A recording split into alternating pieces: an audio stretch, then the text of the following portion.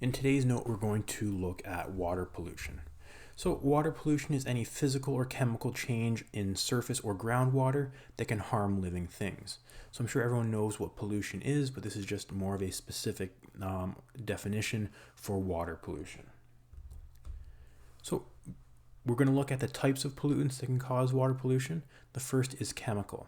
So such chemicals can kill living organisms, cause deformities, or they can have poisonous/toxic effects on a food web via bioamplification. And we're going to look at what bioamplification means in the next slide. So in terms of bioamplification, we're going to look at two kind of different variations of it. We have basically bioaccumulation, or this basically means that the amount of contaminants or pollutants builds up in the organism over time. Right? If there's more and more of those pollutants being added, then eventually it's going to build up over time. The other way, you could look at biomagnification, and this is one that you might see more common. Basically, in the small levels, or basically in our kind of primary producers, or whatever the case may be, they're infected with these contaminants, but a very small level of it. The next level, or trophic level, they're going to consume a lot of these organisms in the previous level. So these little small amounts that were down here now build up in these organisms because they were consumed.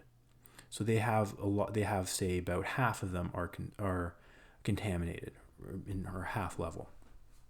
The next trophic level, so say the seals in this case, the seals feed on a lot of fish, so these levels get added together, and that's what's now inside, or that's what the contamination level inside the seal, because they're consuming multiple organisms that have a now increased level. So their level is going to be even higher than the previous level.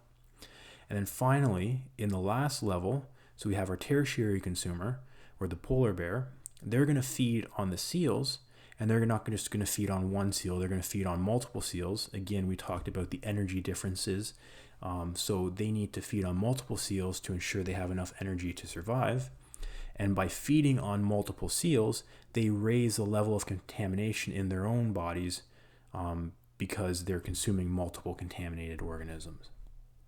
So it's that idea that the level below has a low level, the next level has higher because they need to consume multiple of the previous, and so on. So the types of chemical pollutants we have are such things as pesticides, oil and grease, detergents, fertilizer, acid rain. A very common or very problematic pesticide that was used is called DDT. You can YouTube it and find short videos or articles on that pesticide and how it basically ran into the water and infected ecosystems.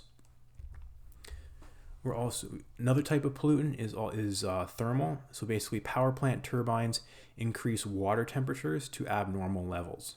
So these higher water temperatures, they basically mimic warm seasons at the wrong times of the year, and they affect life cycles of aquatic organisms. Right? The life cycle of an organism may be based on the water temperature, and it only lives so long, or it thinks it has to spawn or reproduce because it senses that it's warm water, so warmer weather, when it's not.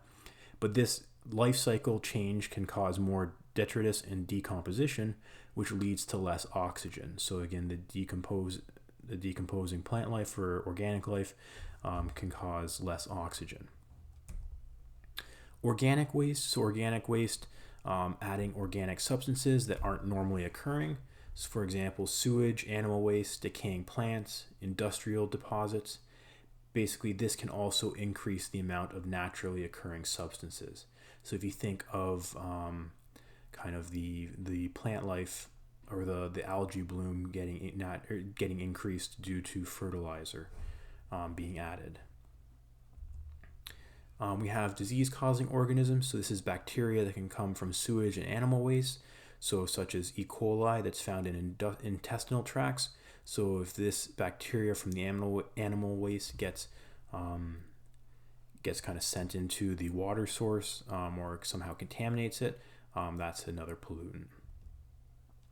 So we looked at the pollutants, so now we're going to look at what can kind of indicate pollution. So what can we look for that shows that there's pollution? So first, water can become murky from an algae bloom or detritus, basically decaying matter. So we've seen examples on the left here of this before, but the cyanobacteria or the algae bloom in Lake Erie. So you can see kind of Lake Ontario, you can see kind of what it should look like. We do see a little bit on the edges, but normally we see it's just a dark blue. Same with over here. But we can see Lake Erie has this green color to it. That's because of all the algae being added to the water, basically causing it to be murky. We can see a little bit over here, and we can see some on the edges as well. But basically that's an indicator that there's some pollution here.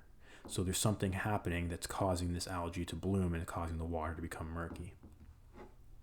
On the right, we can just see detritus and water, so basically that kind of dead or decaying plant matter, so sticks, leaves, branches, and whatnot. So that's, again, just another type of pollution. So that decaying matter can decrease the oxygen levels.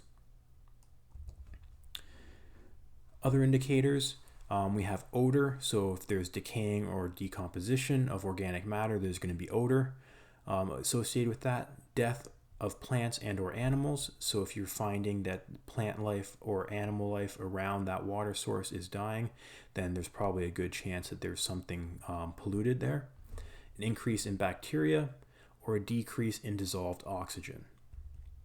So we're going to look at the dissolved oxygen one a little bit further. Basically, less dissolved oxygen in an aquatic ecosystem means less organisms that water can support.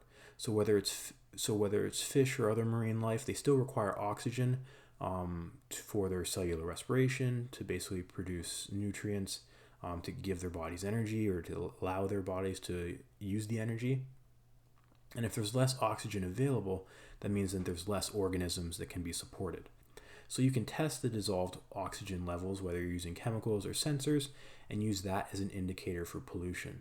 So you would take a test of what would be like kind of like your baseline level of oxygen or dissolved oxygen, and then you would continuously test it to see if it's changing or not. Or you could test, say, if you're looking at the lakes, you could test Lake Ontario and check to see what its dissolved oxygen level content is, and then test Lake Erie and see if there's a difference between the two. So we've looked at what to look for, we've looked at what the pollutants are, we're going to look at the different sources of pollution. So a point source is where pollution is directly occurring and affecting a specific single location, right? So if it's happening at this point, right? It's happening at this point, this is where the pollution is occurring, and this is where it's also affecting. So an example of this could be waste disposal, so whether it's industry or sewage treatment, or things such as an oil tanker leak, it's basically affecting that specific location. And effects are most severe at the point of entry, or where that pollutant is being added. So an example here, we have the BP oil spill that was in 2010. We can see over here there's an oil slick from the satellite image. So there's an oil pipe that was ruptured, and the oil started leaking into the ocean. So this right here, this is a point source pollution because it's happening specifically at this point. That's where the pollutant's being added, as well as that's where it's being affected. A non-point source is where pollution begins at one location and travels to affect other locations. So for example, runoff from farms and forests, groundwater from cities and industries. And these effects are widespread because, again, they're spreading to other sources. They're variable, so there's lots of different factors to take into account, and they're often repeated. So if you think back to that, the image of Lake Erie, that's a widespread effect. It's not but the pollution isn't happening in the lake, right? No one's dumping fertilizer right into the lake. It's coming from runoff from farms and forests where they're using fertilizer to grow their crops. That water gets transported into the groundwater, or that affected or polluted water goes into the groundwater, and then that travels back into the lake, and that's where you see the effect. And it's often repeated because you can think you're not seeing the pollution at the specific source of the pollution. So you're not looking at the farm and seeing all this algae growth, you're seeing it further away in the lakes. So it's often repeated because you might not understand or might not see the actual visible impact that the pollutants are having. So again, just examples here, we can see kind of an example of a farm or a crop. We see runoff, so whether it's manure in the fields or it's the fertilizers in the fields or pesticides.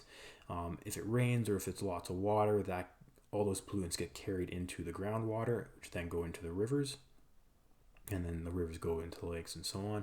And over here we can see more of the industrial or urban side of the pollutants, where there's pollutants being added to the water, and they again travel with the groundwater or with the rivers, and they go into larger areas where they're again just still carrying the pollutants with them. So again, this lesson was looking mostly at water pollution, the different types of pollutants, how to identify if there is water pollution, and the different sources.